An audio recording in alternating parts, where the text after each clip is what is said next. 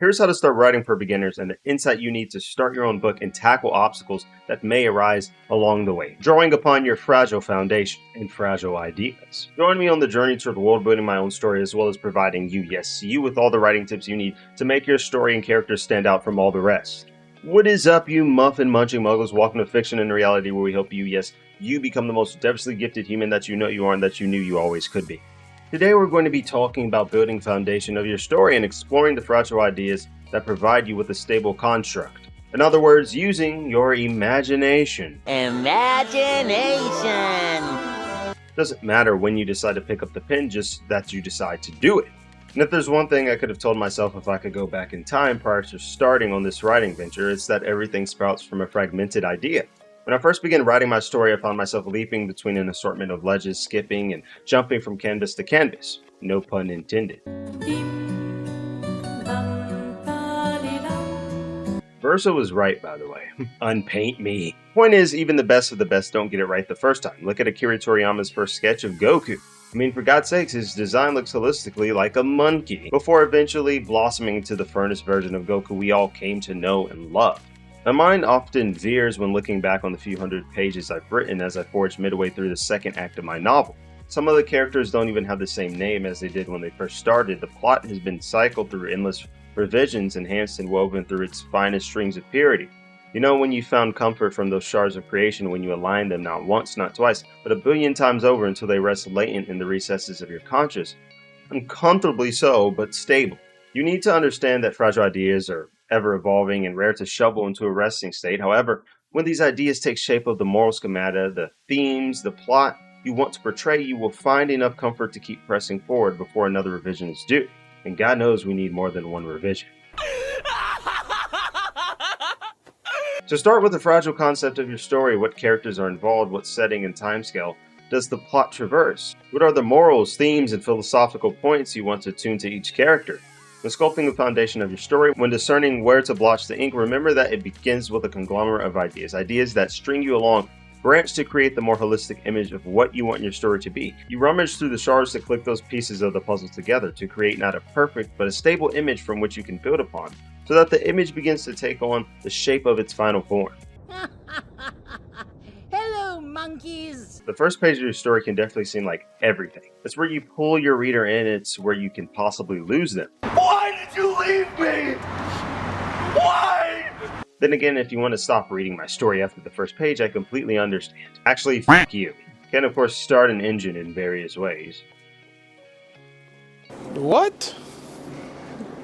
Bro, what are you talking about, man? I engraved my page with the foresight of my story's future, and I'm talking about books and books to come. Striking the tone with a dark and rainy setting, striking inquiry with introduction to a race of people who were given all the boons of life stretching to immortality, yet squander this blessing for the universe. Flashes of charged battles about to be waged, and the scope of the historians who uncovered unknown relics thought to be linked to that time. The biggest thing that draws me into a story is the mystery and undertones of the first few pages, delving into the unknown.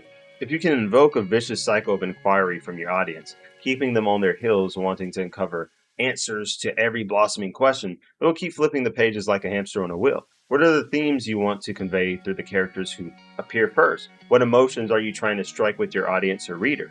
Within that first page, set the tone and mood for the pages to come after for your audience. Consider doing so with foresight and always frame the architecture around getting your reader to ask more questions. Do that and maybe your audience will flip past your first page, unlike my story. Oh, the art of writing and scribing endlessly, only to end up with something akin to a broken puzzle. You know, your characters are initially like a broken puzzle. If you're like most people, you might find yourself struggling to find space to occupy for your characters, or even scribble a hazy outline for what function they should serve, if any at all. One thing I found out when outlining my characters was that it was extremely easy to scribble what I wanted the characters to be named, what awesome abilities I wanted them to have, what I wanted them to look like. But coalescing their purpose with the message of my overarching plot as a whole was a different story. It was sort of a battle of limitless creativity versus purpose. You may want to ask yourself if the lemons are worth the squeeze. In other words, whether you're letting your creativity lead you off the edge untamed, or focusing that creativity, targeting that creativity towards enhancing, refining the mechanics of your story as a whole. Though it can be quite difficult, overly creative minds often have to stop themselves and think, Is this just right for me? Is this just right for my story? Or even better, is it right for both of them? So when you're sitting there staring at that broken puzzle of a character, lost in a sea of names, powers, aesthetics, and untamed imagination, consider pausing. Remember that great writing isn't about throwing everything at the page, it's about choosing what deserves to stay. Let your creativity run wild, yes, but not without a compass. Anchor your characters to the core of the story's meaning, and suddenly the chaos becomes clarity. The fragments begin to fit. And in the end, you don't just build a character, you build a purpose worth remembering. You may find yourself stumbling across settings when you first begin writing your story, trying to find just the right setting attuned to the initial mood and tone you want your reader to be shrouded in. What will it be? A shadow creature skulking in the night? A gomage that would make Thanos sheep himself in his pants? Speaking of gomages, let's think about how quickly Clair Obscur, the undisputed game of the year, draws us into the world with the striking visage of a monolith with the number 34 glowing upon it, and the complacency of the inhabitants of Lumiere living amongst ruins, simply accepting things as they are, fated to die once their age falls above the number on the monolith that ticks down with each passing year. If you can strike the right setting in resonance with the right words, then rest assured you can strike the right emotions from your reader. As with everything, consider the pages ahead and strongly weigh utilizing foresight when presenting the overall framing of your setting in which your world resides. Your setting isn't just something to be brushed upon the background, it should live and breathe as your characters do, and be just as illicit as the words and actions of your characters in striking said tone. Overlooking the coordination of these devices was one of the greatest mistakes I made when first clicking the shards of my story together. Don't let your setting be an afterthought, it's sort of the breath that your story exhales.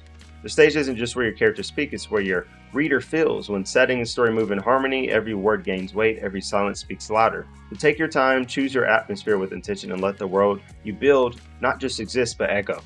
Of course, when storming your story's brittle foundation, you'll definitely want to have some construct of the arcs that will follow. Could do what I did at first, just freeball it. No pants, no shoes, no service. But I think we all know how that ends. Or you can outline a chapter arc or an entire act as you progress from one phase of the story to the next. That one right there, do that one. Each arc isn't just a checkpoint, it's a tether pulling your character's themes and emotional resonance forward.